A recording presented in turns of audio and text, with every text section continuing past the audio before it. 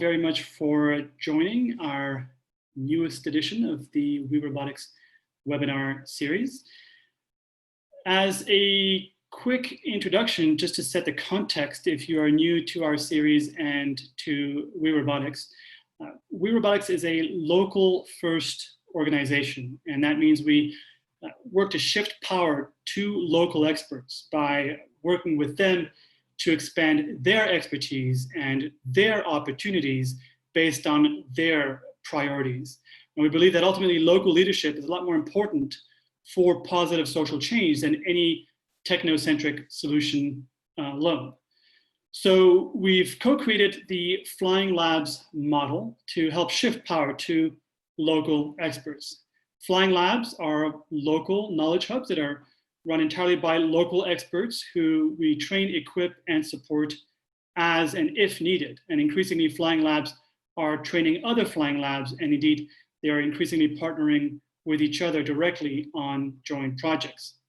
Flying Labs are also directly connected to key actors in government, as well as industry, civil society, and beyond. Today, Flying Labs are operational in 25 countries across Africa, Asia, and Latin America. So the Flying Labs network is a diverse network of local entrepreneurs, engineers, and scientists who together really demonstrate the power of local knowledge and local leadership in the application of these emerging technologies for positive social change. And so our role within the Flying Labs network as WeRobotics is really to help facilitate knowledge exchange as well as technology transfer to the labs and to create new opportunities for local experts.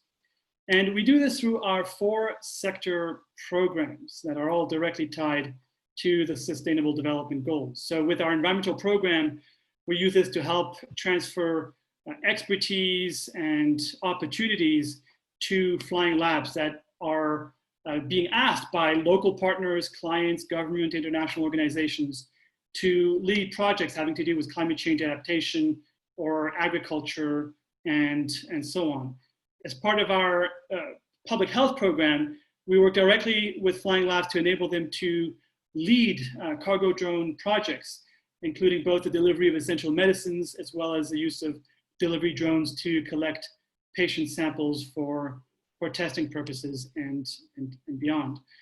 The Sustainable Development Program, obviously, as the name would suggest, enable the labs to really play important roles in applying this technology for sustainable development, including also projects having to do with urban planning and property rights. And last but not least, in our humanitarian program, this really helps to enable the Flying Labs to learn from each other, just like the other programs, in terms of best practices and lessons learned around the application of drones for disaster response, and also helps us transfer our own learnings and expertise to the labs so that they can really play an important role, leadership role, in the application of these technologies in humanitarian disasters, both large and small. So that's a lot of how we do our knowledge exchange with Flying Labs, and it very much is a knowledge exchange. It goes both ways. This is done through professional, in-person, hands-on trainings, and is also complemented and extended through online trainings as well. These online trainings are peer-reviewed, certified trainings that really capture about half a decade worth of experience that WeRobotics and Flying Labs have in the application of these technologies across multiple sectors. So here you see specifically our public health course as an example. Now, for the purposes of today's presentation, I'm very pleased to welcome a prospective partner to the conversation. As part of our technology transfer, obviously we're not industry, but we partner with all the leading players in industry, from very mature companies to other startups and so on, in order to help transfer those technologies to the Flying Labs, enabling them to then offer those technologies as a service to local clients, local partners, and so on. So that's how it all works for us. And with that, I'm going to switch things over and hand it off to my colleague Zane from Mission Mule, and let me just make sure I do this right.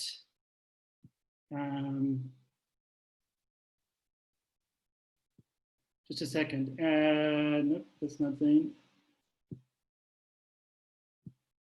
Okay, you should be all set. Zane will introduce himself, the organization he works with, the great work he's been doing over the years, and also as you follow his presentation, feel free to use the chat for any questions that you may have. I'll then collect those for Zane at the end, and then we can have a lively interactive discussion.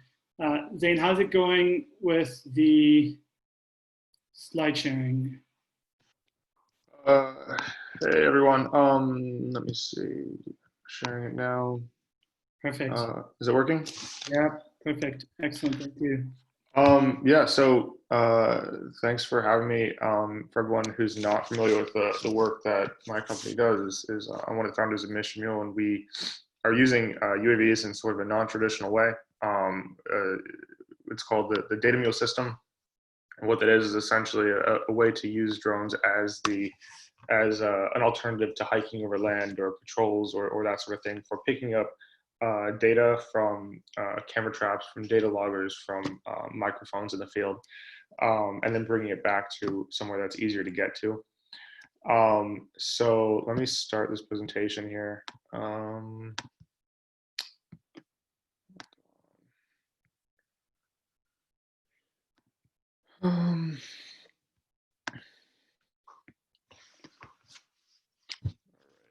So it should be up. So anyways, the problem here with, I'm sure a lot of you guys are familiar, is in areas where you don't have cellular infrastructure, which is a large portion of the planet that a lot of people don't realize. It's just really hard to get data from the field, and this is a problem. There's a big problem in the environmental space where you have camera traps and data loggers out in the field, but it's also a problem in other areas, whether they traditionally don't have connectivity. The cell networks haven't reached those areas, or in areas where you need disaster response, where that infrastructure has been taken out of service, and you need ways to retrieve and understand what's happening on the ground. And so the system that we built here is an alternative to the old school method of hiking over land. And this system was specifically designed for the environmental use case, or was originally designed for the environmental use case. It's since been broadened. And the traditional method since must have been like the 80s or 90s is these little camera traps that are put out in the field. They're out there for months at a time, and then at the end of the season, people will go hike out there and pick up the SD card and come back. And this data is really, really critical for monitoring species health.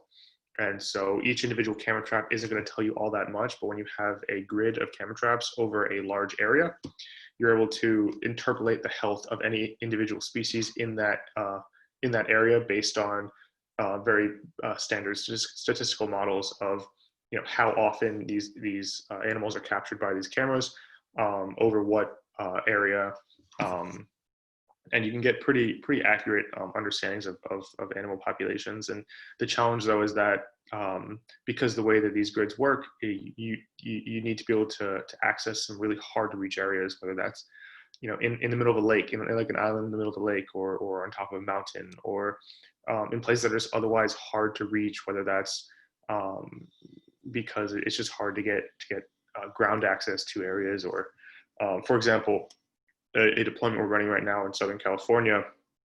It's in Point Mugu. It's a naval base down there, and a large part of the naval base is a marshland. And while it's possible to get out there, it's really tough. You're limited to certain tides. It can be tough just to even get permission to get out there.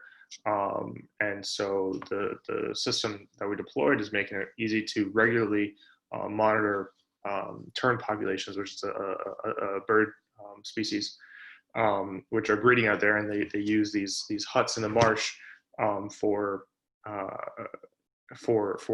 breeding, and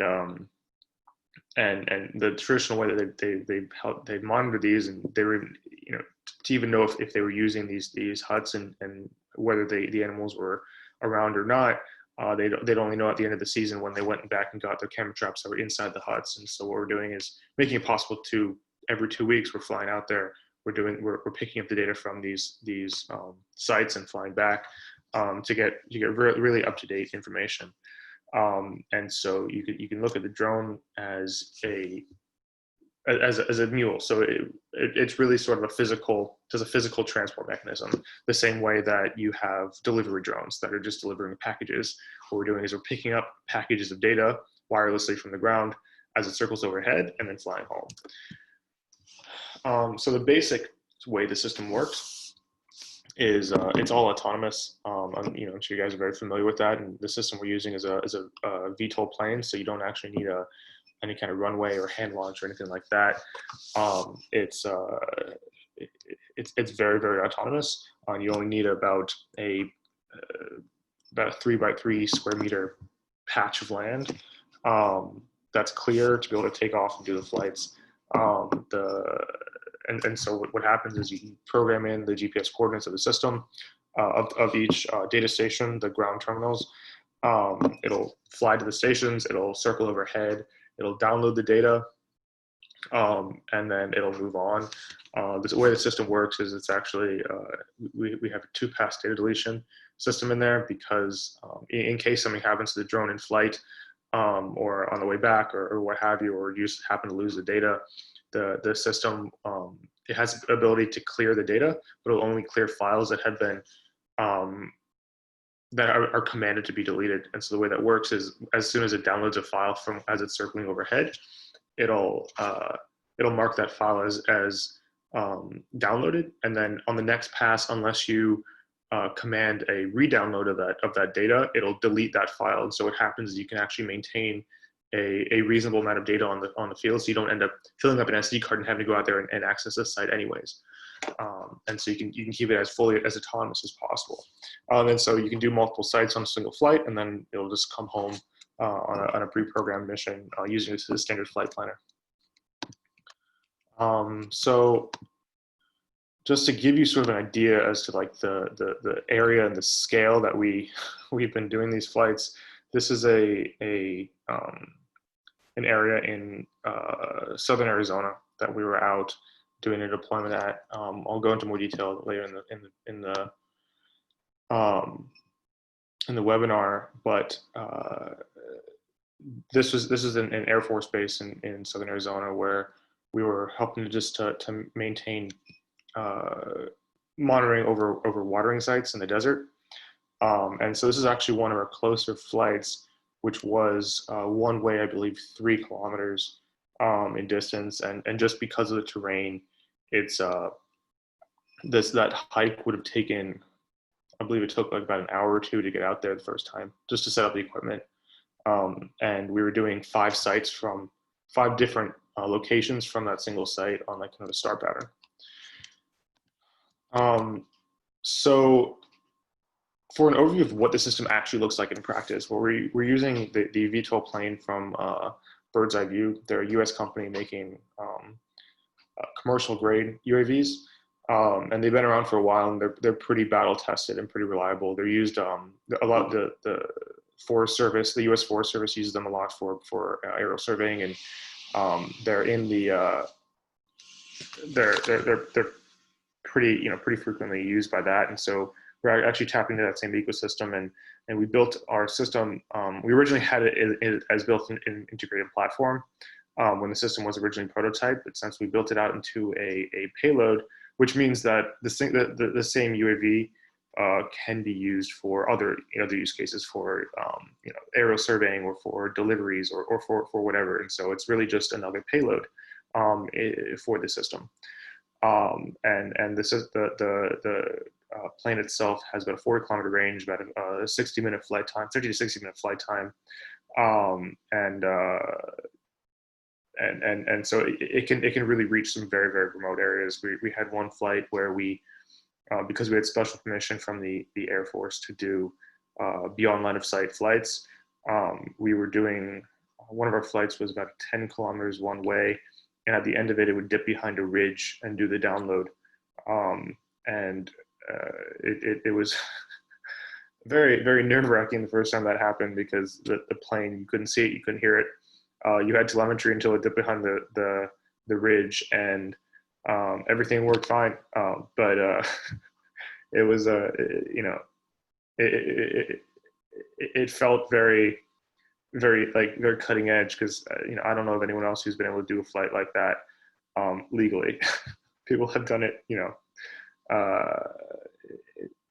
in ways that were not very intelligent, but yeah, I mean, as UAV regulations open up, like, those flights can be more and more common, and you need a system that can be able to do that reliably, do that, that's built for that sort of application. So that's why we're using the bird's eye view system. And so, the second image there, that's just what the payload looks like. It's actually a pretty small package with a computer inside that'll communicate with the autopilot on the plane. And that'll also communicate with what you see on the right, which is what we call the data station. And that is it's really just a communications box, which will plug into existing hardware on the ground over a standard USB input. And it'll read off the data from those sensors on the ground, and then transmit it up to the plane. And so really what it does is it retrofits existing equipment that's in the field, and what that means is you can use standard camera traps or standard data loggers or standard microphones, so long as they have a USB input. And the reason there is because there's a lot of really good equipment that's already in the field, and if we don't want to be a microphone manufacturer, we want to be a camera manufacturer, because people have already solved that problem. They've solved it very well. So we just made it possible to retrofit that, and they're solar powered, and so they can survive in the field for, whether it's a field season or 3-5 years. They're built to that same spec with they're fully waterproof. They're cold and heat tolerant, and so they're built for the kind of terrain that these are going to be deployed in, and because we're very aware, because the kind of the development of the system, that these systems are deployed most often in places that are hard to reach. They're remote, they're rugged, they're just not places where you can get to very often. And what it often means is they're very harsh climates, where they're hot, where they're cold, they're dusty, they're what have you. So the a little more about the airframe itself. It's a pretty standard airframe that's been around for a long time. I don't know, so somebody of you guys might have used it. Somebody here might have used it in the past.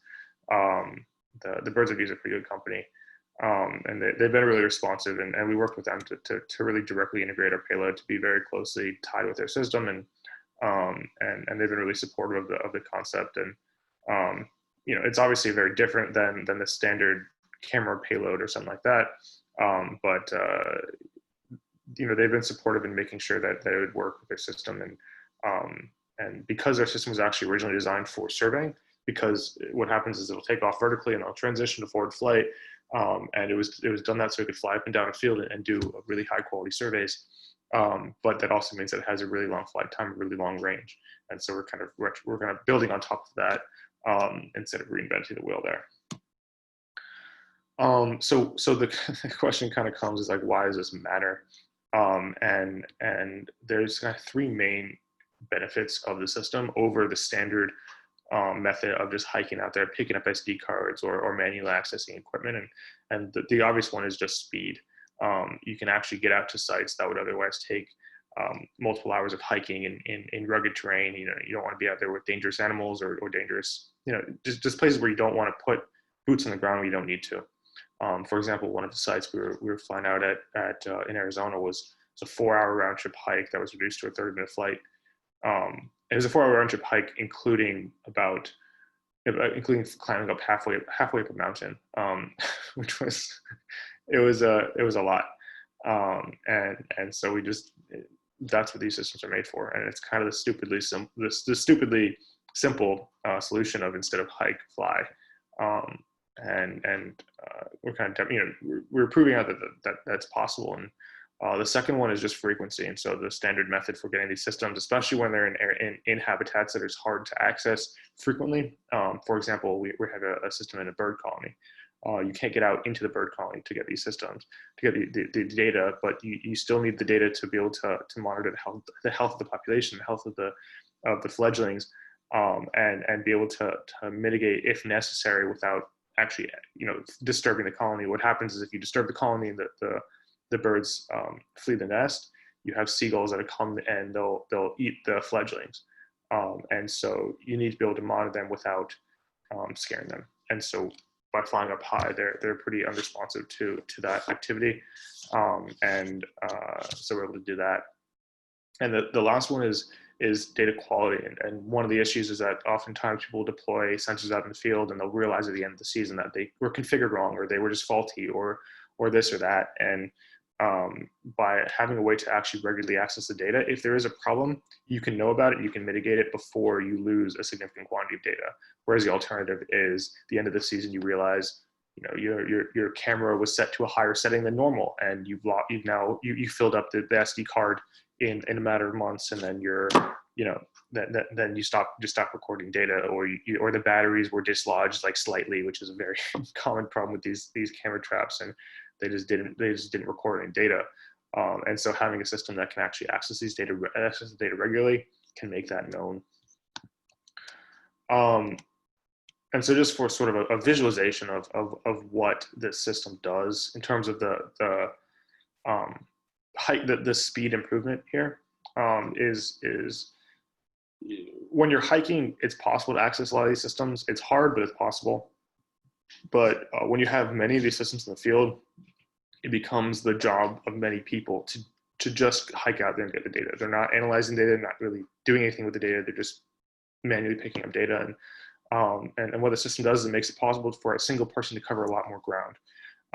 And they're able to deploy more cameras where they didn't before, just because it was too time intensive to do that, to put out equipment in the field.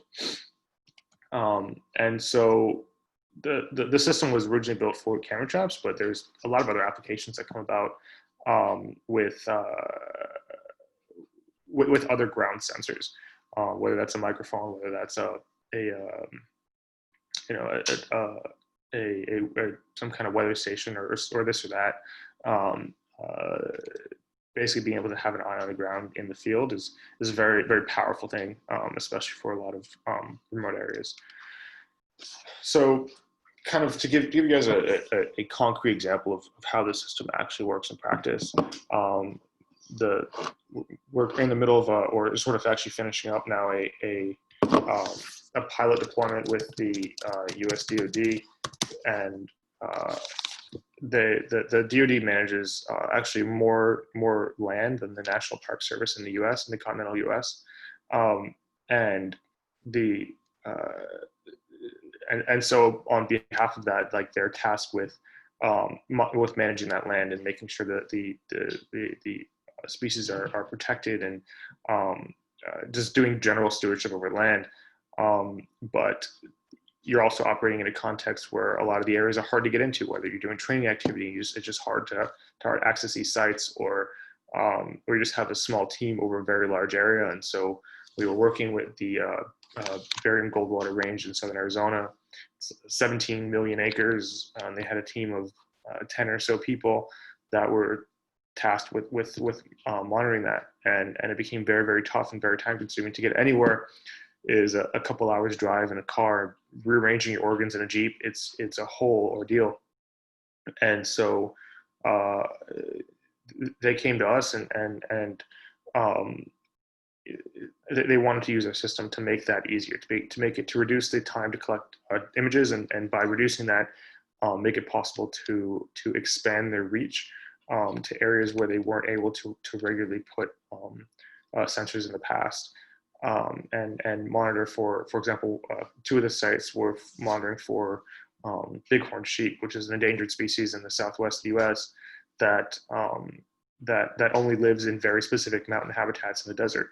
And because these habitats are really remote, really rugged, and high up the mountain, it's hard to get information on the health of these populations. And so they just weren't doing it for years, because there was too few hours in the day. And so with our system, they were able to actually to put equipment up in the field, up in the mountains, and access it on a regular clip, and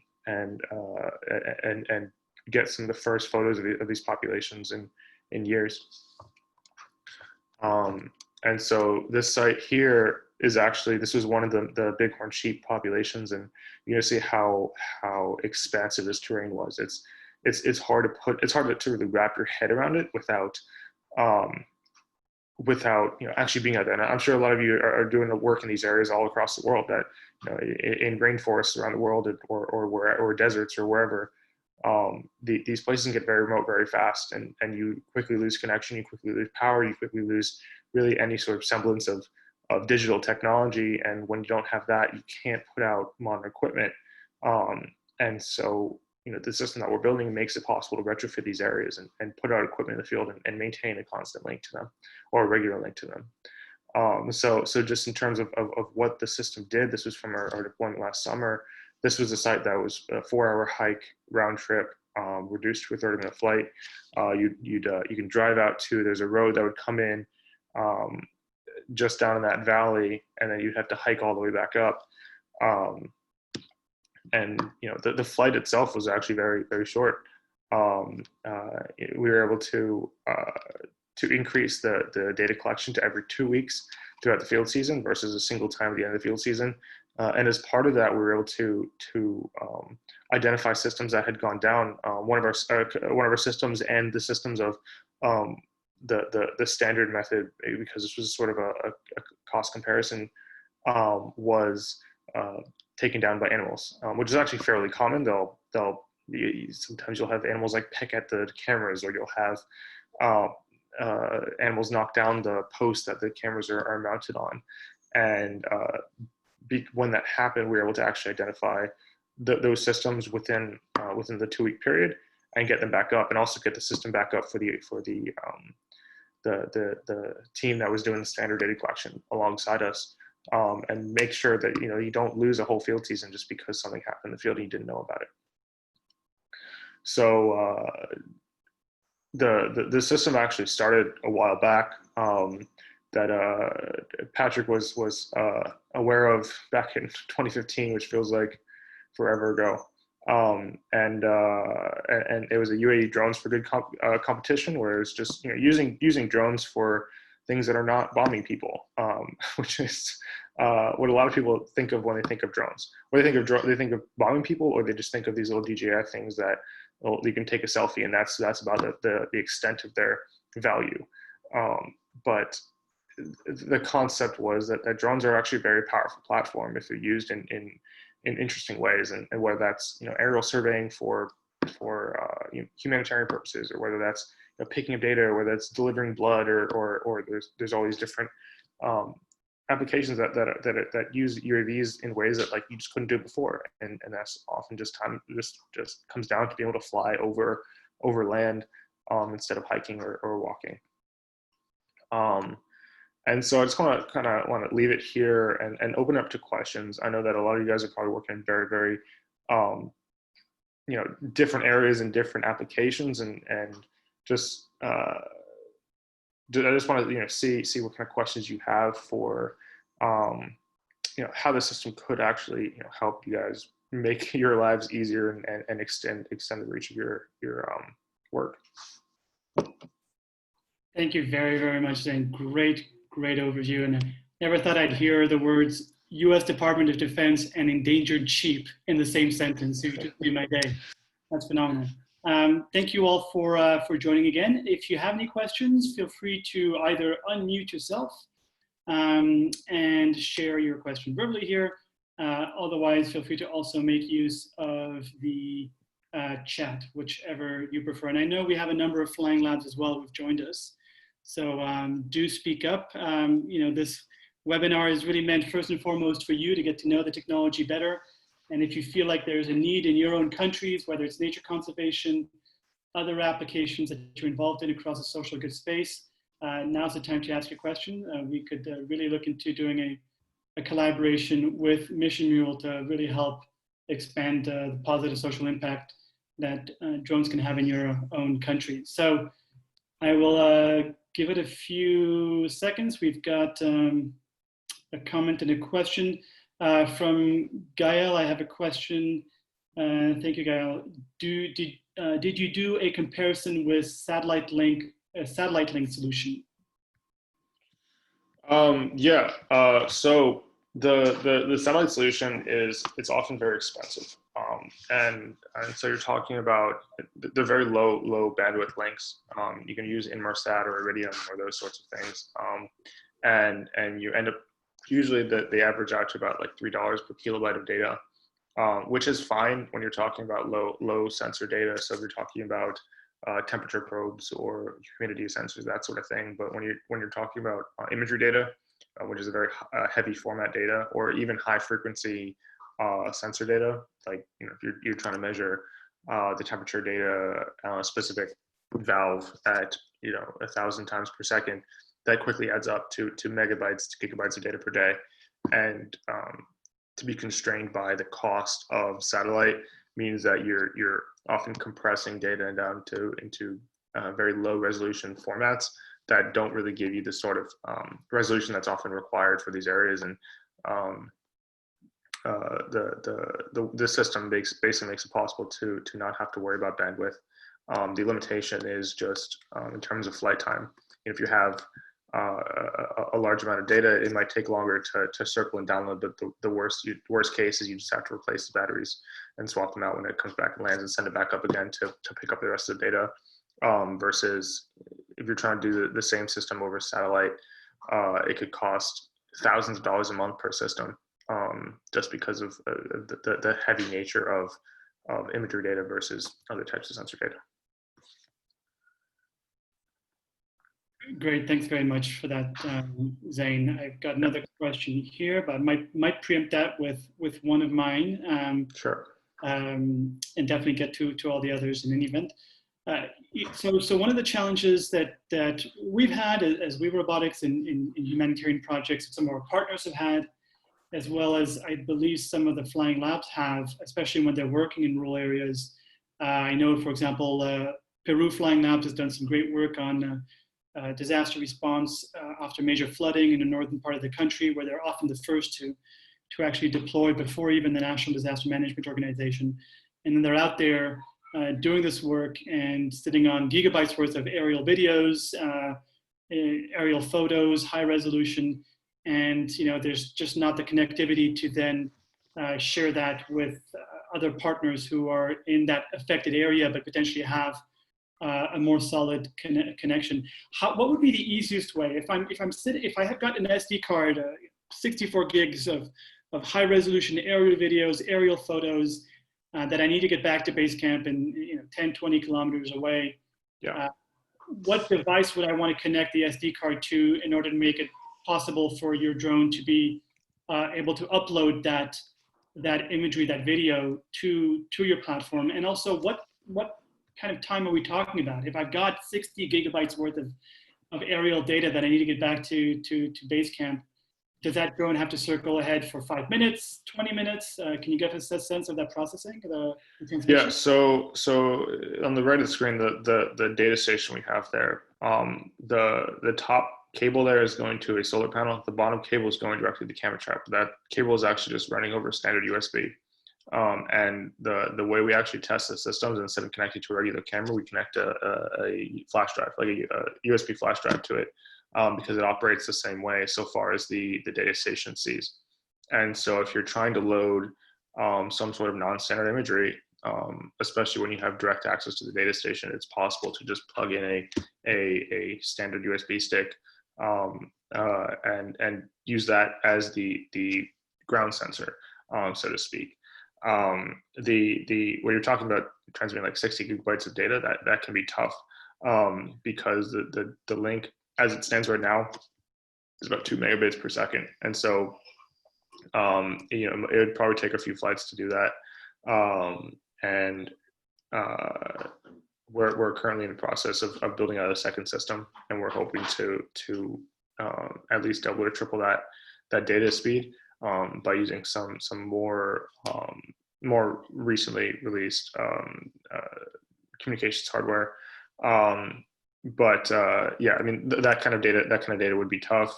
But from what we've seen in the field most times is usually this data comes in at a pretty regular clip, and if you're able to understand what that clip is, you can schedule flights in coordination with that. And so if you're doing like a gigabyte of data per day, you can just do a flight a day and get that very pretty easily, and in a single flight easily. And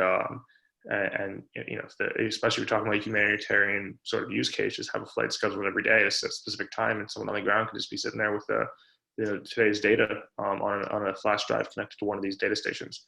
A drone will fly overhead, circle, fly back home, and doesn't have to land, doesn't have to really do anything. And you can actually have a team out in a really rugged area where you wouldn't be able to otherwise land one of these delivery drones or something like that, and do it that way wirelessly, whether you're in rough terrain or you're in a forest or something like that. The system like that could augment that. Yeah. No, that's very well put. And yeah, I think the 60 gigabytes example is sort of that's more maybe after a week of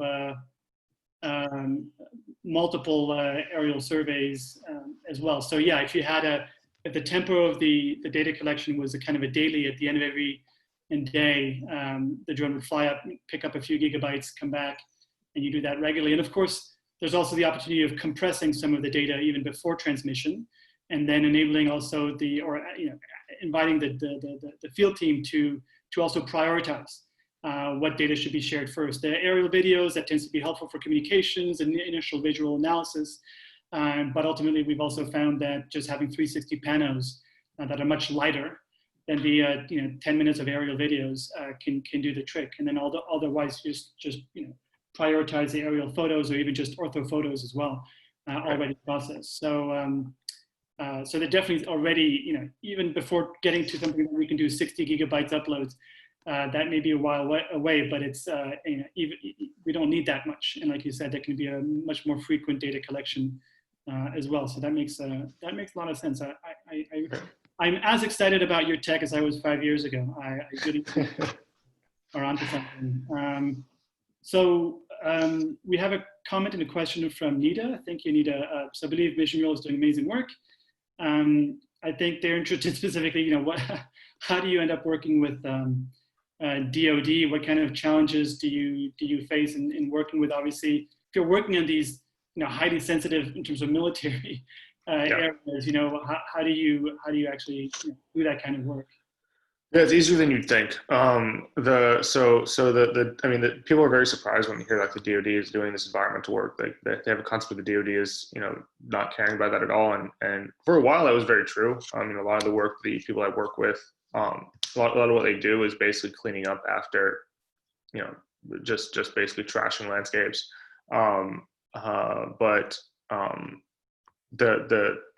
What people don't realize is that the DoD is actually federally mandated by the U.S. government to responsibly manage their land, and they're responsible to Congress for that. And so it's not even that. It's just in terms of stewardship. If you trash your training land, if you trash your the land that you work on every single day, you are going to have a poor training environment. You're going to have a less realistic environment to work in, and also there's a less pleasant environment to work in also, and so they actually are very serious about this, and it's not a new thing. They've been doing this for quite a while. People I work with have been there for decades, usually, and they're usually small teams, but they are as dedicated to the cause as any other person you'd meet in sort of the conservation space. And so the way we actually funded was it's called the ESTCP, the Environmental Security Technology Certification Program, and what they call it, environmental security is sort of the DoD term for just it's basically conservation. So wildlife conservation, ecological conservation. And so in terms of the actual challenges of operating that space, there are a lot. A lot of it just comes down to getting special permissions to fly, getting recently they've been very strict about getting only US manufactured UAVs. So DJIs, like the standard DJIs, are really, you just can't fly them. That's also across the government. That's not just in the DoD, and things like that. But also by working with the DoD, we had special permissions to do things that would otherwise be really hard to do. And one of which is beyond line of sight flights. And because we're operating in Air Force airspace, the Air Force has precedence in that airspace over the standard, U.S. airspace. And so when they claim it, and so when we were out there, they essentially activate their airspace, and they close it off to like commercial or recreational flight. And so we'd be able to do these beyond line of sight flights and do them safely. We were operating. We had to work kind of around existing schedules because part of the range we were operating in was an active flight training range, and so you'd have novice pilots flying very low, and so we weren't there at those times. We had to work around that, but it was we got into a rhythm. It was every they don't do this. They don't do flights on Fridays until like 11 a.m. So we had the from sunrise to 11 a.m. to do our flights and get out, which is plenty of time. And so there are some challenges in terms of orchestrating that, but it certainly wasn't like insurmountable, and kind of gave us the leverage to test out the technology in ways that are really hard to do in a lot of other places with beyond line of sight flights and that sort of thing. Gotcha. Thanks a lot. Very, very interesting. I have a bunch of other questions, but I'll invite anybody else to chime in either via the chat or feel free to get off mute.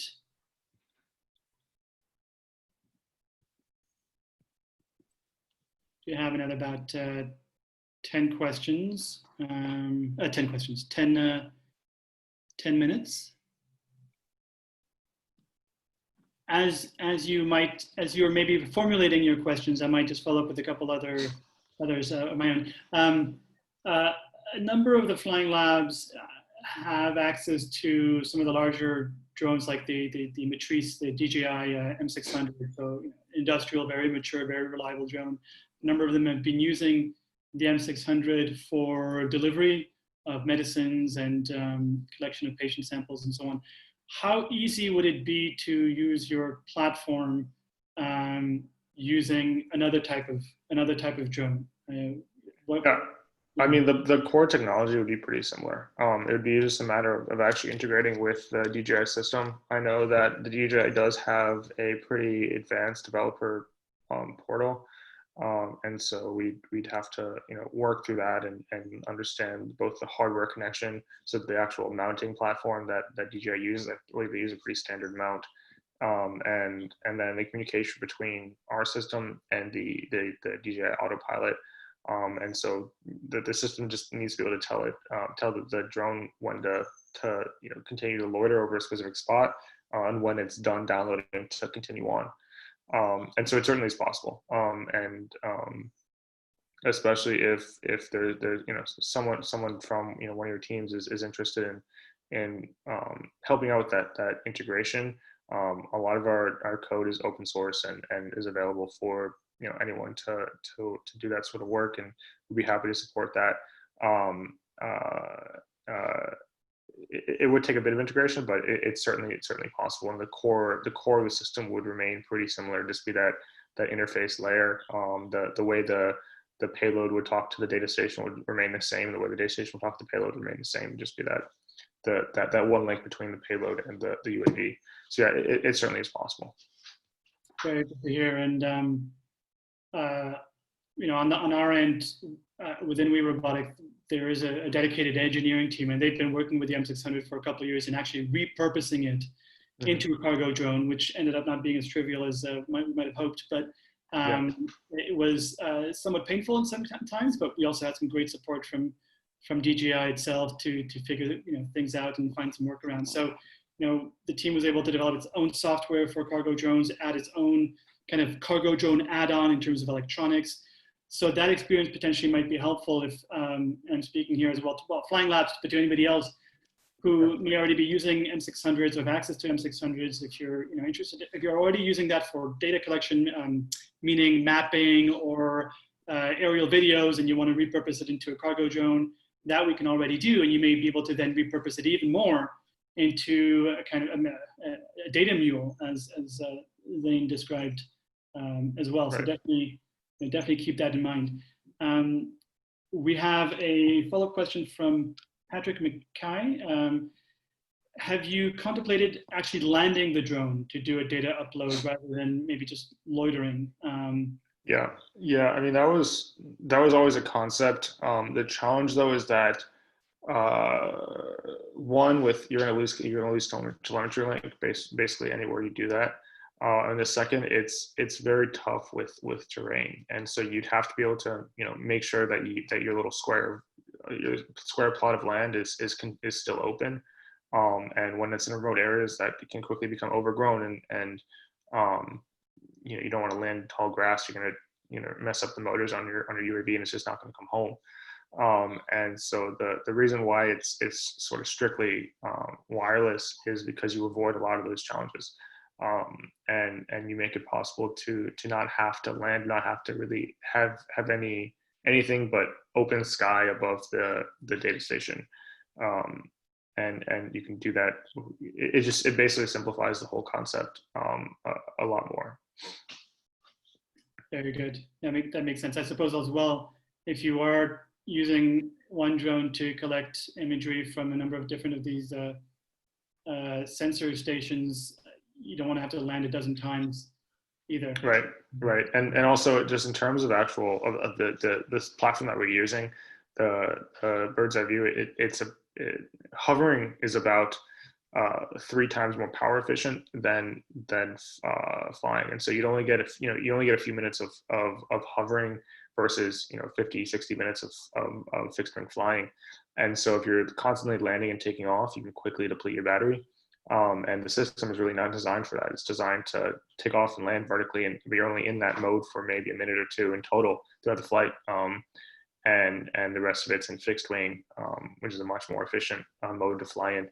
And so it circles around the station rather than hovering, to be able to maintain that. With these other systems like the DJI system, it's only hover, so that's obviously not the same system. But those systems tend not to have the same sort of flight time or range as the system that we're using here. And so it's a trade-off between convenience and flight time. That makes sense. Thanks, Zane.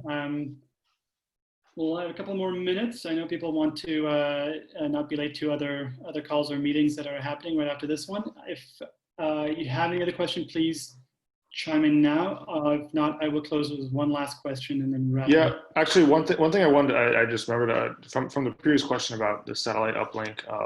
The team that actually was behind Mission Mule, we're actually working right now on a second sort of tangentially next generation system, in addition to the Mission Mule system, and that's to enable real-time uplink from the field. And so I just want to kind of give an intro to that, because some applications require real-time link versus doing so at on a weekly clip or something like that. And so if anyone's interested in that, the company is called PicoGrid. The website is picogrid.io.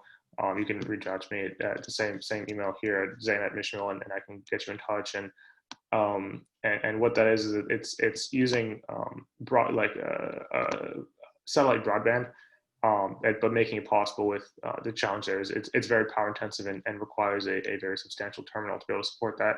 And so that's what PicoGrid is doing, is sort of building out that ground hardware to make it possible to do that, and do that at low cost. Some of these other more low power machine-to-machine systems they're very high cost, like they're $3 per kilobyte system I was talking about. And that's the kind of the standard, but the way PicoGrid is going about it is flipping the power optimization versus bandwidth trade-off. by using some more modern power electronics. So that's lithium batteries, solar cells, and using the sort of the more inexpensive systems that are now available now that weren't, back in 2015, to do that with high power satellite uplink. So if anyone's interested in that, feel free to reach out and I can get you guys in touch. Brilliant. Thanks, Zane. You preempted pretty much my question there. So that's great to know, and thank you very much for offering to connect with folks as well, following up on this webinar. Yeah. Thanks again for your time. We'll put a recording up on our website on WeRobotics.org and share that out widely through our different social media channels as well. And I do see one last question from Liz here. Does this, if I understand correctly, the question is, does this system only work in the US and the UAE? For the drone system, no. I mean, it can be used anywhere you can use UAVs. It's pretty open. The limitation that can be tricky sometimes is, I'm sure as you guys know, there's issues with regulations that are unique to every area. But as long as, especially if you've already been navigating those with other UAV systems and other UAV projects, it's really nothing much more extreme. Or maybe I misunderstood. The question is maybe like, right, sorry, Lynn. Any other countries where this technology, your platform has been deployed? Oh, no, deployed, no. Right now it's just in the US and originally it was built in the UAE. Gotcha, right. Yep. Thank you. Sorry about that, Liz. Thank you for... yeah, actually, it kind of, I'll tag you on with that. Actually, right now we're working with, I'm not sure if you guys know the company Rainforest Connection, using microphones in the forest to detect illegal logging, and working with them actually sort of working with their ground system to interact with our payload to be able to offload the data, offload the microphone files, and also load in new machine learning models onto the system. So it's kind of a bidirectional communication. And so they do a lot of work in South America and also sub-Saharan Africa.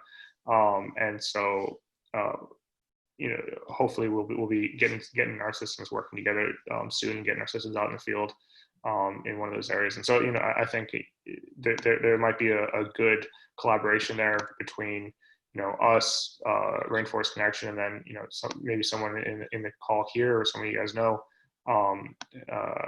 who works in some of these forests and are doing anti-logging work.